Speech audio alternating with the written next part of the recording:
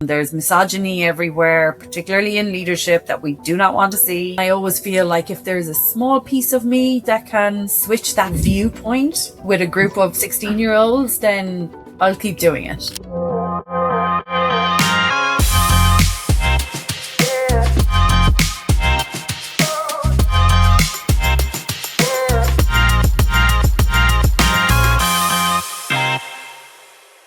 You started coaching a team of girls, and then you're also helping the Ukrainian family. And obviously, even in Accenture, I know you've always worked with the STEM and doing some STEM work outside Accenture. So tell me a little bit more about the coaching and about those activities. Yeah, I love working. I love working in the community. I love giving back. I love helping out. I get a real sense of, what's the word I'm looking for? Not gratitude, but like sense of purpose, I suppose. Okay. I feel more worthwhile, right? That what I'm actually doing is making a difference. And it could be something simple as, when I'm working with Midland Science, it can be something simple as, organizing the finances, or, making sure that the structures are in place for the charities regulator and that we understand the rules, etc. It can be something very basic and very simple. But then I know that as an organization, they absolutely need that. And we've seen charities that have struggled with some of their regulation and requirements. So I know that this is something hugely beneficial to them. And I know it's something I can easily do. So to me, that's like a jigsaw puzzle. One piece here, one piece here is perfect. That's something I love doing. And it's funny, my husband said to me the other day, he's like, if you won the lotto in the morning, like, would you just like give up work and like do, the football and Midland Science? And I'm like, yes, absolutely. That's all I would do. Right? That's all I would do, is just board work where I can actually give back. So yeah, I love to give back. And so, like I said earlier, I started with the kids' school, and it was a little bit of just building a network as well, because I didn't know anybody, and the kids go to school in a different area as well. So I didn't know anyone. So I wanted to meet people. So it was a little bit of that. But then I started bringing some of the learnings from Accenture into the kids' school. And I just found that when I was on the Parent Association, I was doing a lot of that, what is normal for me, right? And as you too, right? We grew up in Accenture. What is normal to have processes and controls and structure and regulation. And I was bringing that to my role in the Parents Association, and everyone was like, oh my God, Caroline, this is great. And I'm like, this is just normal for me. What are you talking about? But it was really helpful for others. I'd give them a guide. I'd sit with the principal and I'd build a communications plan. And, and it wasn't taking me that long. Of course, we know. It wasn't taking, it wasn't taking a lot of my time, because we have templates. But it wasn't taking a lot of my time, but actually I was getting a lot out of it, because people really felt like I was being helpful for them, right? That it was really worthwhile. It was worthwhile for them. So from that, then the football came about, and this was about 3, maybe 4 years ago. My daughter, so she'll be 16 next month, and she was playing football, and they played football for a year, and they loved it. And, all the girls in her class loved it. They had a great time. So that they were still 12 probably at the time. And they loved it. And then the next year came along, and the kids are all like, oh, when's football starting back? Because it breaks for the winter. They have a break, and when's football starting back? And the people who had run it the previous year weren't able to commit to the following year. So I was like, okay, my daughter keeps annoying me. When is it back? When is it back? When is it back? So I was like, okay, I'll take over, and I'll see if I can get some other parents to help out. So I started contacting a few other parents and pulled them in, and I'm sure they give out about me every day, because 4 years later, it's still there. They're like, Caroline, or, if Caroline rings you, don't answer. She's going to ask you to do something. So we're still there. So yeah, we started with, that one team 4 years ago. We had 5 teams last year, and we had 19 coaches and over 100 members, which is just brilliant. And I love it. Like, I love it. I love football. And I love coaching with the girls, but I just love being with the girls and coaching them. Yeah.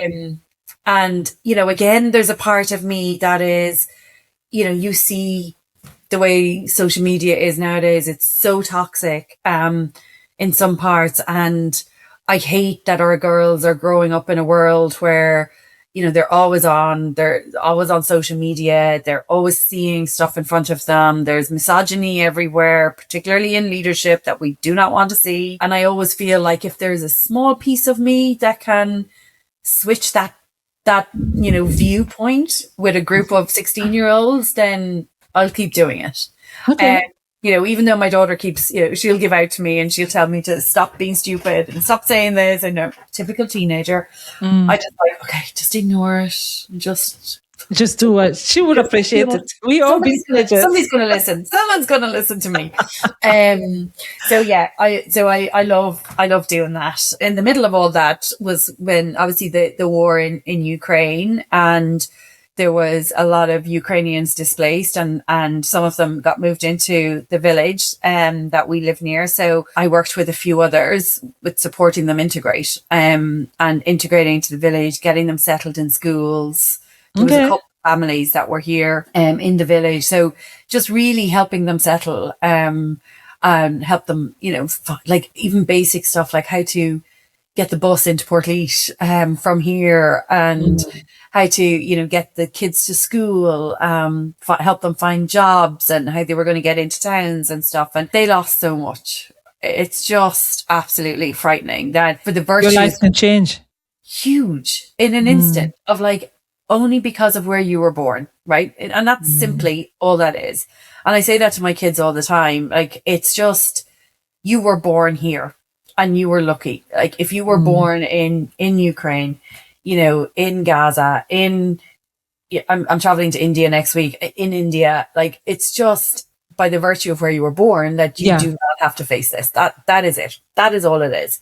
And you speak in, I remember one day we were walking, we took a couple of the Ukrainian women, we'd gone for a walk around, where I live, right around the mountains. We brought them to see a few walking routes and to see what it's like. And as we were walking, they were getting alarms on their phones of bombs that were being dropped in Ukraine at the time.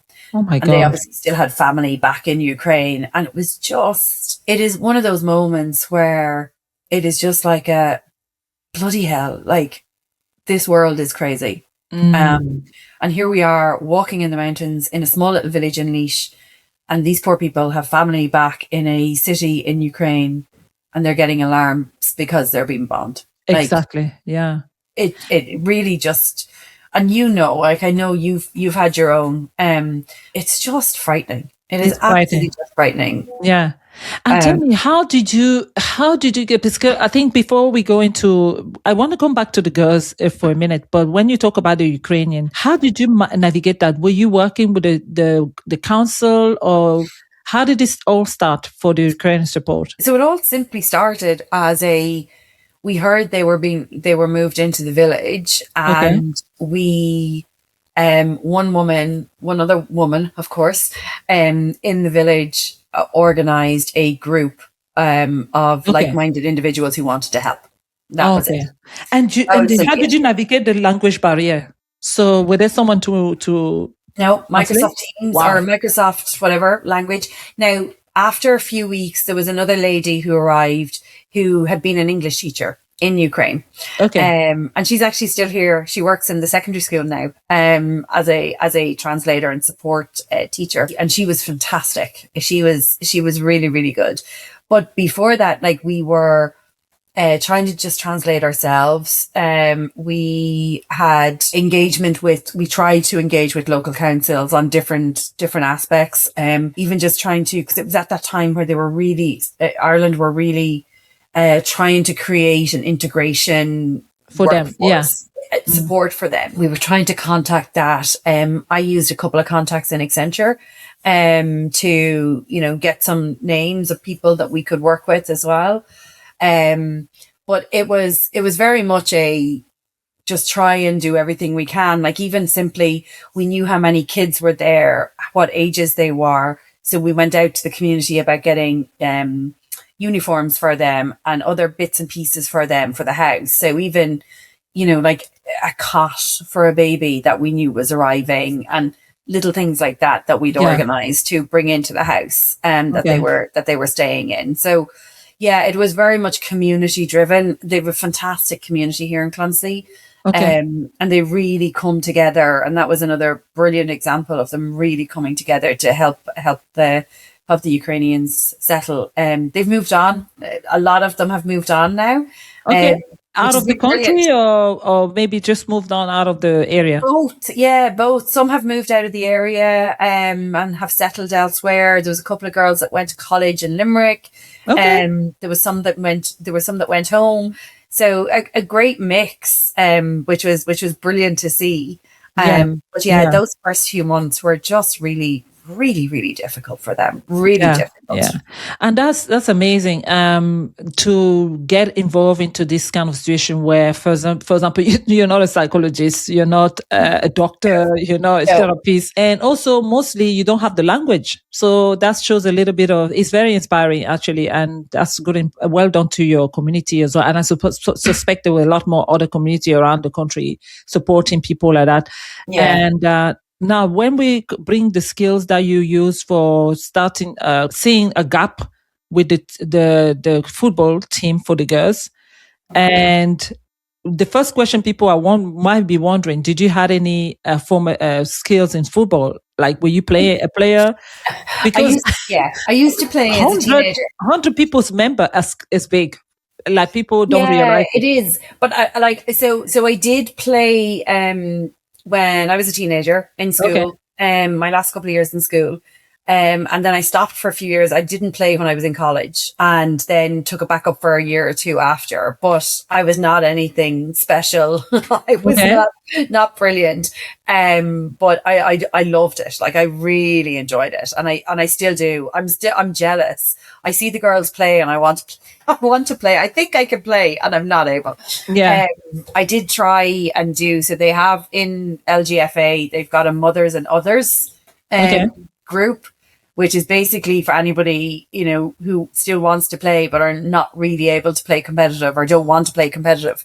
So I tried that for a year and loved that. But again, the club, they didn't have enough numbers, so they weren't able to continue it. And I keep threatening to go back and do it again, but I think that time might have passed. I think I better stay as a coach. Yeah.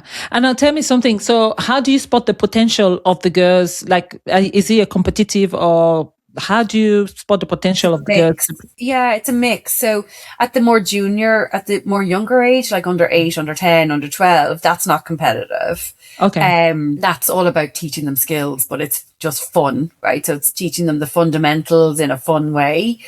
And then once you get into under 14, under 16 and above, that's where it becomes more competitive. So for the last couple of years, I've done under 14 and under 16. With a few others that my little gang of people who are the ones who won't answer the phone to me if I ask them to do something anymore. But we all have kids that are the same age. So, we're bringing our kids to the training anyway. And for each of us, what we've realized is that we love just coming together ourselves for a chat as well, right? So sometimes we could be talking as much as the girls are talking.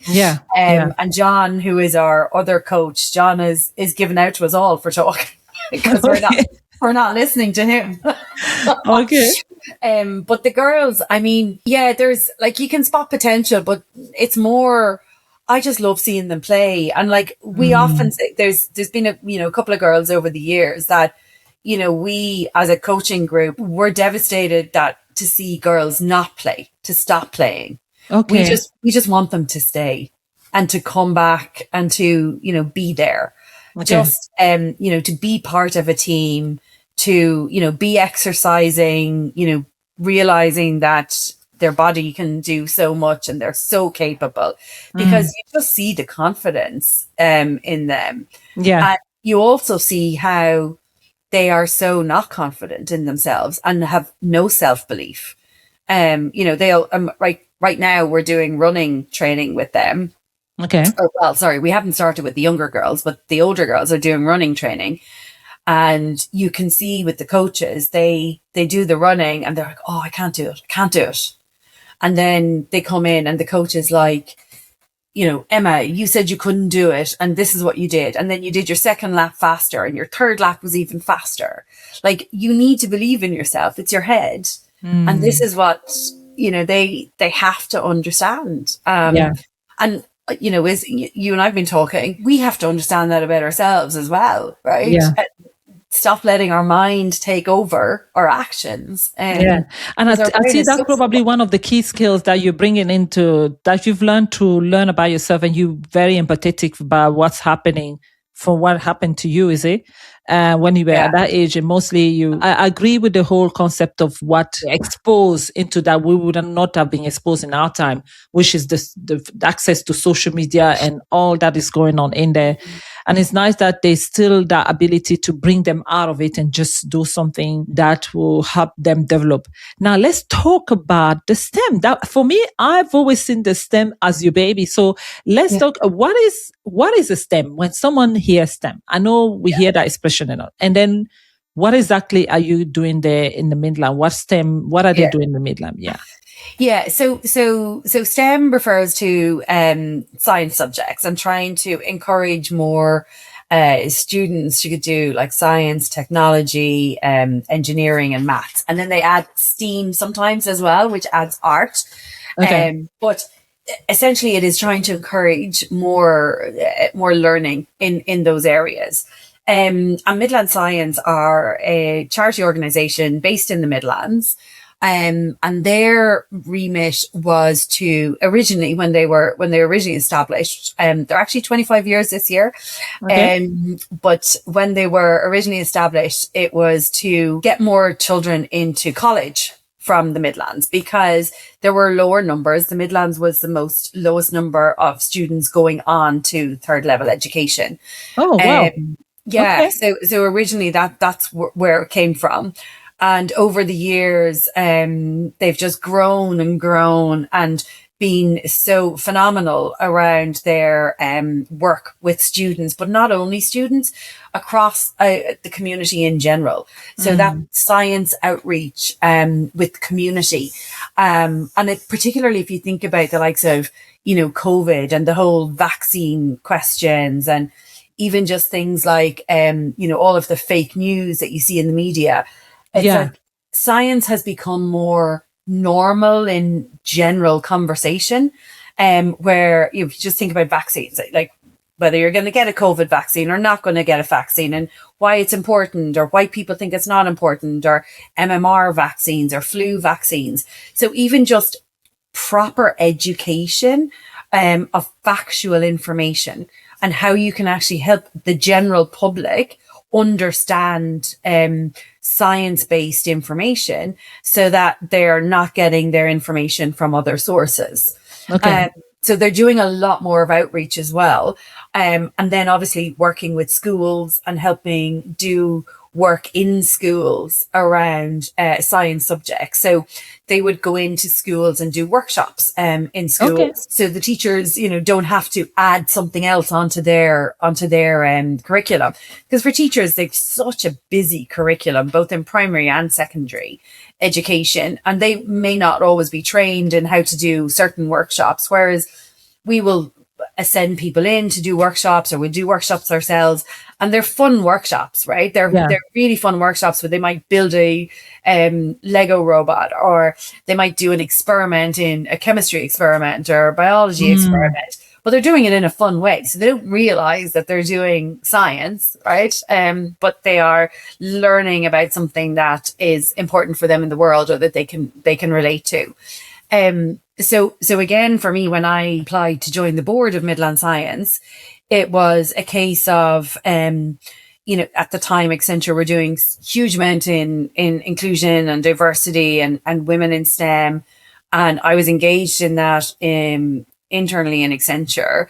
And I realized again that I've got a huge amount of information here. That you can transfer. Great. So that's why I applied to be on the board of Midland Science. And then after a year or so, I also took on then the secretary/treasurer role.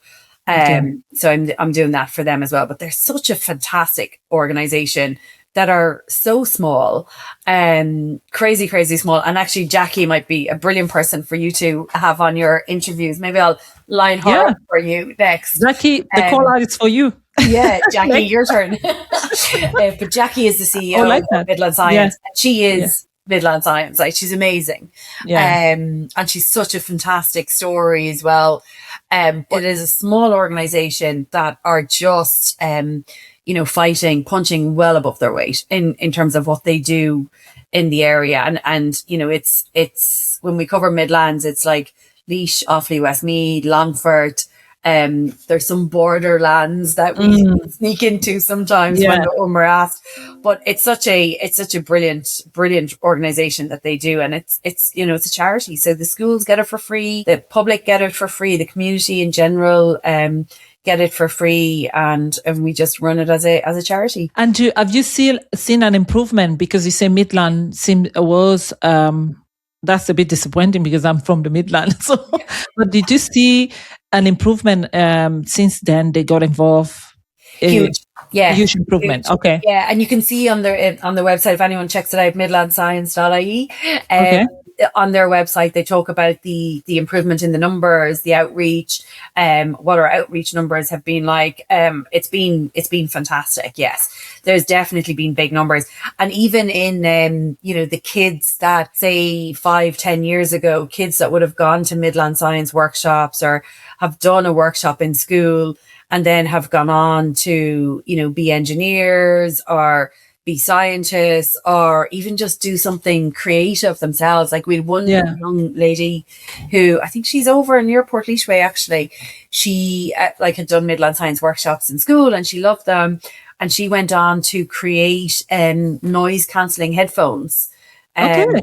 Yeah, particularly for people who had sensory overload, and they'd struggle with it. And she went on to create them because she had done something in one of the workshops once, and she thought about doing something like that, and went on to create it herself. Which is just, it's fantastic to see little things like that come out of it. And that's the one question that I always I would like to bring that you and I know where I'm coming from when I talk about this is, what's the demographic of the women and girls, female in the sciences growing? Because I know I was part of the Global Tech Advocate, as you know, in Accenture. Is one of the things that I brought in a partnership with Accenture when I was doing the inclusion and diversity. And one of the survey that they did is that they realized that girls were not really taking a lot of subject into technology and do you think it's the same for science? What's the demographic? Still tipped in favor of male, but it's certainly got an awful lot better. An awful lot better. And I don't know, I should know the numbers. I should know better the numbers, but it is improving. But I think it still comes back a lot to the confidence point that we talked about, right? Okay. Girls will be much quicker to say, I'm not able for that than boys, right? Very simply. They'll not try something because they're more aware of how it will look if they fail. I'll give you and this is not a science example, but it's relevant.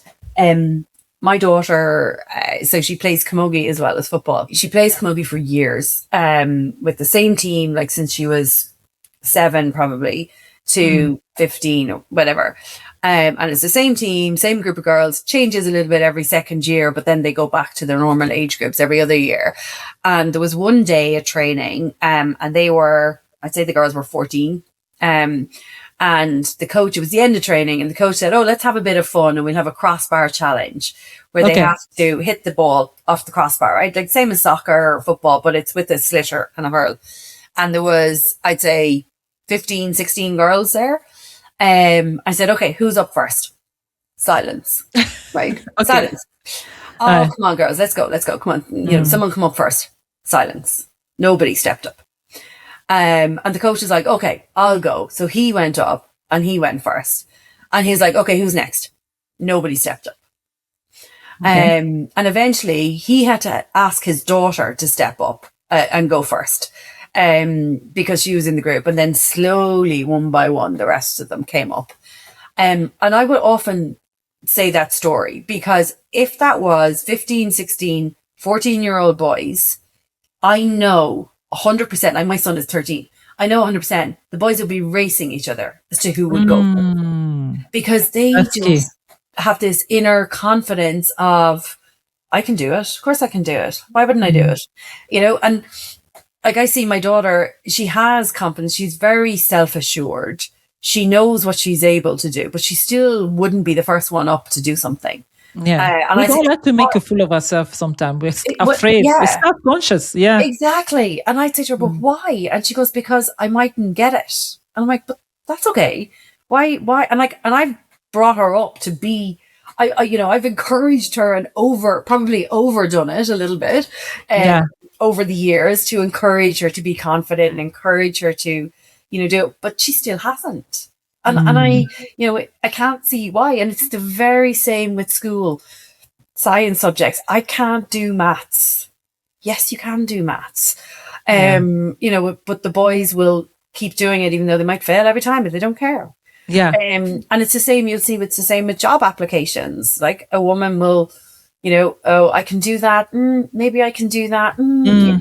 Yeah. And, but like, I can't do that. But that's fine. I'll just put it in anyway. It's that perfection over confidence and assurance. And, it's so frustrating. So frustrating. So it's got better in the science subjects. Absolutely. It's got better.